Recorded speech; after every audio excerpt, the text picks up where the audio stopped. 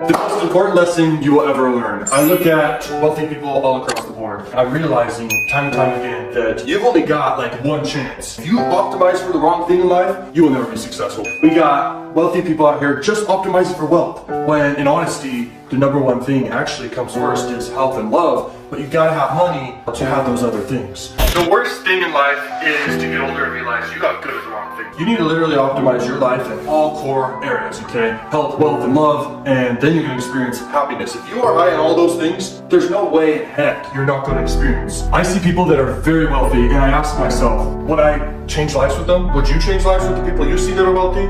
And I call it the exchange test, and there's other people who call it that. And basically what it means is, would you trade lives with these people? Do they have all areas figured out, all three areas? And are they actually happy and fulfilled?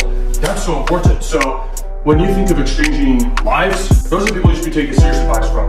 Would you exchange lives with them? We are all aware of those billionaires out there, multi-millionaires out there that are overweight. They can't even get out of bed. They can't even get to their Lamborghini or their Ferrari because they're just too overweight, and they optimize for the wrong thing. You gotta optimize for success in all areas, not just money. But money needs to come first in some regards. You need to get your bread so you can then be able to have the free time to get your health right, and even get the knowledge to get your health right, and then be able to have the free time to have great relationships, because a lot of happiness actually can come from relationships and feeling good. The money allows you to do all that. I feel like there's no bigger regret in life than realizing you got good at the wrong thing. Sure, maybe you worked hard and you're like, this is really what I wanted. I wanted to make billions of dollars. but were you lacking in other areas? Were you super overweight but your bank account was big? Have balance in all areas. Don't just focus on trying to learn, gain all these skills, gain money. Also have a great social life. Also go out and date. Also go out over to the gym. Also work on your spirituality. Read scriptures, do all that. She was totally right. You should be optimizing in all areas, not just overboard focusing on one thing. Sometimes there is scenarios when you really need to focus on one thing. And I feel like you really need to get your money right. Time to get your money right if you don't have it yet. Without money, it's kind of like oxygen. You can't really breathe. You want to be able to breathe. You got to get your money right, and then you can move to the other areas. But there are scenarios, and scientifically proven, that people can't have diverse focuses in all these areas. They can maintain them, but they can't really excel in one over the others.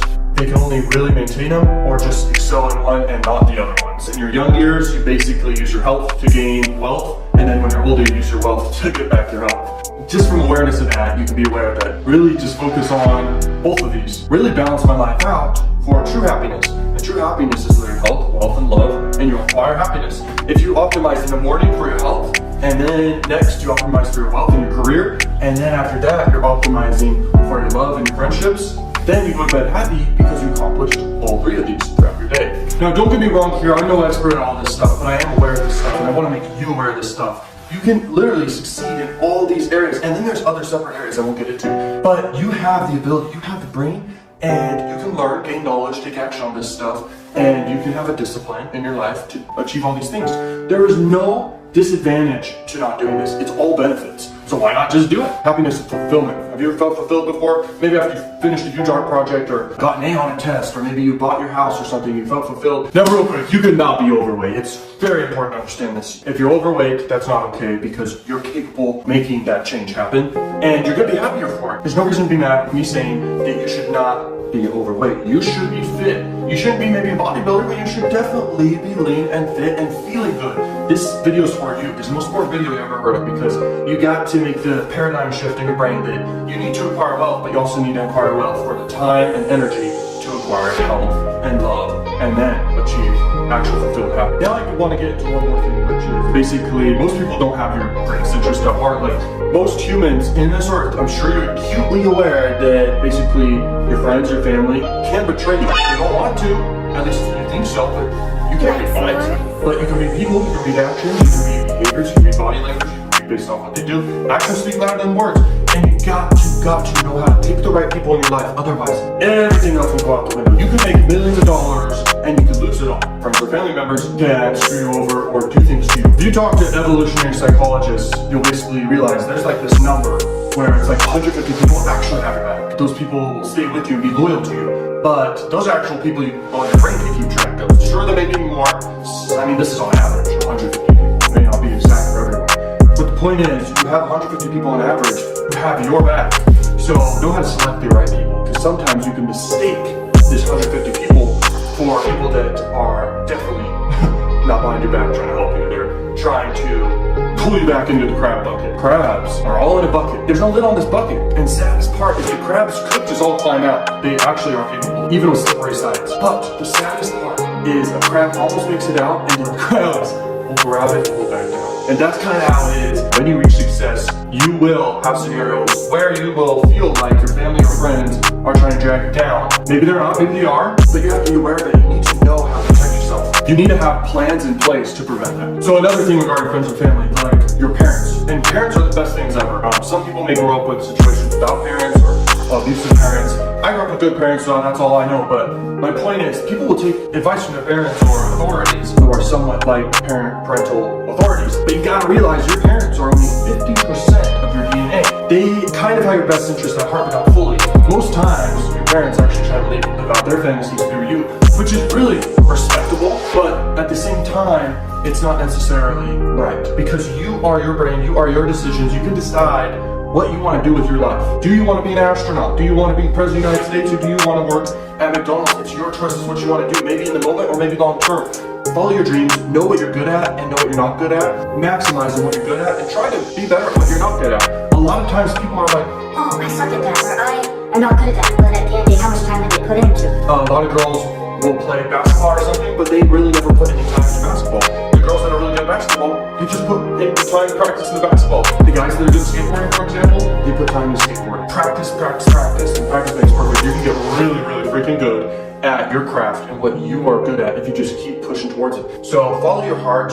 You have 100% of your DNA, so it's your decision. What do you want to do in this life? And make sure you're optimizing for all these things I'm mentioning here, but also make sure you follow your passion and your dreams. So once again, there's only one thing to optimize for. What is it? It's the good life. It's having all areas mastered. And I'm telling you, like, I have a lot of people who follow me, and in your perspective, what is a lot? I don't know, but at the end of the day, over 100 people, imagine 100 people physically, 100 people is a lot of people, and they're people who take my advice, and maybe I'd look at their lives and I'd ask myself, would I trade lives with them? Would they trade lives with me? We're not in a competition to trade lives. We're trying to push each other up. It's collaborative. Everything is collaborative. We're trying to help each other. And remember, you have the best interest in your heart. You know what you want, you know your goals and your desires. You need to push towards them. At the same time, optimize for these core 3 things, if not 4 things, if not 5 things. Like, there's a lot of things you can optimize for and stay balanced with. I believe organization is very smart to optimize for as well. So I had a friend, and he basically said to me, Bro, why do you drive this basic car when you have all this money? and what I said to him was, is it better to have all your money into a car that doesn't make you money, or is it better to have a lot of money in the bank?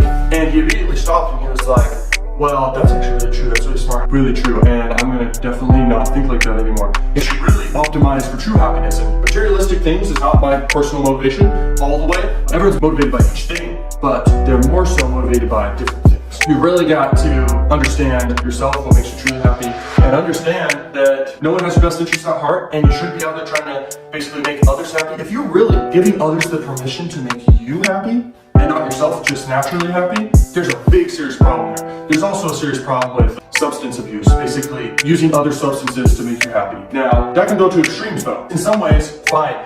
But a lot of people will be mad at me for saying substance abuse because there's something called drug misinfluence tendency. Basically, people are in denial. If they're doing a drug and because it feels good, they're very much so in denial. They do not want to admit in any way that it's harming them physically, mentally, or anything. They will go to the ends of the earth to get their drug again. Okay, so it's basically a decision-making process. It's one of 25 biases. And drug misinfluence tendency is one of the worst things. And no, drug misinfluence tendency rewires your brain and does not have your best interests at heart, obviously. What are you optimizing for? That could be a big leak in your ship, which is you are the ship. And if you're gonna have a big leak like that, it's very, very hard to see success in life. You gotta decide you're gonna optimize for heroin, meth, etc. Or you're gonna optimize for acquiring your dreams, your goals, your passions, and also maintain all these areas. You guys are probably like, oh, this kid's not qualified. Benjamin Feber doesn't know what he's talking about.